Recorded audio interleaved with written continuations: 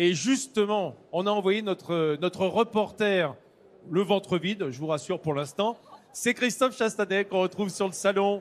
Mais pas pour Christophe, longtemps. Pas pour longtemps le ventre vide, cher Vincent. Moi j'ai été attiré par les Hauts-de-Vosges et une maison qui existe depuis 1892, qui appartient toujours à la même famille et où on fait de la tradition. Alors si on n'a pas envie... tu peux nous du dire dans fuseau- quel village ou dans quelle ville? Alors Demandons, on est, monsieur. on est près de Gérardmer, hein. C'est à là fait. où se trouve votre laboratoire. Au Taulier, exactement. Au Taulier, et c'est là que vous fabriquez donc le fuseau lorrain, qui est un classique, on va dire. Oui. L'autre classique de la région, moi j'adore ça, regardez comme c'est beau, ce lard paysan frotté au sel qu'on utilise dans toute la cuisine de cette région. Mais si on veut du neuf, tout en respectant la tradition, mon cher Fabrice, qu'est-ce qu'on mange? Alors, je vais vous parler de l'andouille du Val d'Ajol. Alors c'est ça, Donc regardez. voilà, c'est une andouille qui est fumée au bois de hêtre, une andouille où il n'y a pas que des abats dedans, il y a aussi de la viande, c'est une andouille de viande, donc qui est approchée dans une eau frémissante. Alors voilà, pour une Voilà. première recette. Là, ça ressemble étrangement à un filet mignon. Tout à fumé, fait. c'est ça? C'est ça, oui. Donc c'est un filet mignon qui a été frotté au sel, même principe de salage que pour la poitrine.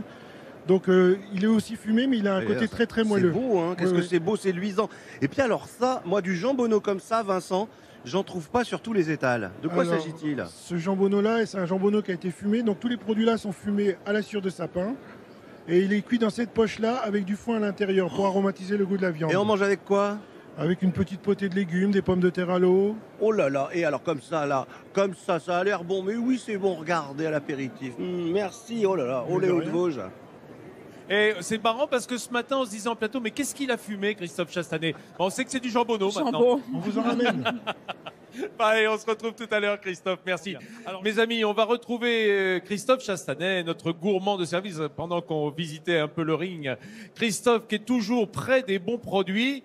La bouche vide pour l'instant? Oh, mais ça ne dure jamais vraiment longtemps avec moi. Alors qu'est-ce qu'il faut quand il fait froid, qu'on a un petit peu mal à la gorge?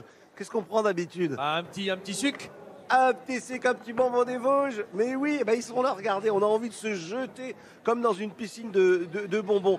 Il y en a 200 tonnes qui se vendent chaque année, donc ça marche encore. Bernard Claude Pierre, le secret de longévité et de fabrication du bonbon des Vosges.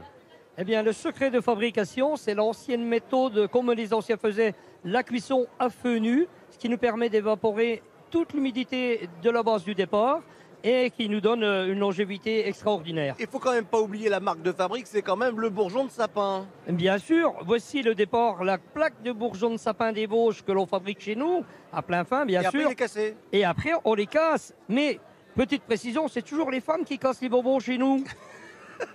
Alors on les casse tellement bien qu'on en fait des brisures. Et alors ça, c'est nouveau. Alors là, on en Qu'est-ce que c'est que ce truc? Mais ce truc, c'est pour pas gaspiller. Le Vosgien ne gaspille rien. C'est les petites miettes de bonbons qui se trouvent entre chaque bonbon que l'on récupère. Et ceci peut donner également ceci. Oh, c'est génial, et on en fait des et tisanes, on en regardez. fait une tisane.